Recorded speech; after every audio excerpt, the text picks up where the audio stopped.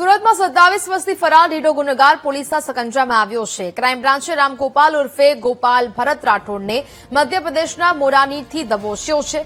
1996માં આરોપીએ જમીનની અદાવતમાં ફરિયાદીનું અપહરણ કર્યું હતું। આરોપીએ ધમકી આપી ફરિયાદી પાસેથી 90,000 રૂપિયા પડાવ્યા હતા। પોલીસે આરોપી સામે ફરિયાદ નોંધી સમગ્ર મામલે કાર્યવાહી શરૂ કરી છે। મધ્યપ્રદેશના મુરેનાથી આરોપીને દબોચી લેવામાં આવ્યો છે।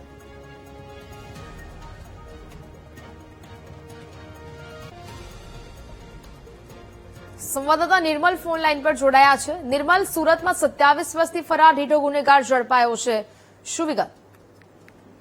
સુરત ક્રાઇમ બ્રાન્ચ દ્વારા જે વોન્ટેડ આરોપીઓ હોય છે અને જે ફરાર આરોપીઓ છે તેને પકડવાની એક મુહિમ ચાલુ કરી છે। જે અનુસંધાને પોલીસ જયારે પેટ્રોલિંગમાં હતી ત્યારે તેમને બાતમી મળી હતી કે જે અપહરણ, ખંડણી અને આર્મ્સ એક્ટના ગુનામાં જે 27 વર્ષથી જે ફરાર આરોપી છે તે રામગોપાલ ઉર્ફે ગોપાલ ભરત રાઠોડ ભરત મધ્યપ્રદેશના મુરેના ખાતે સંતાયો છે।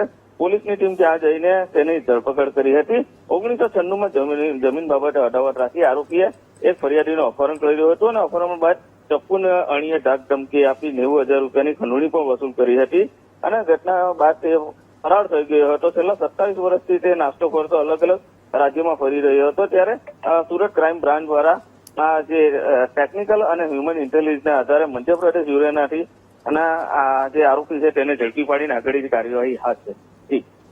બિલકુલ નિર્મલ, જાણકારી બદલ આભાર।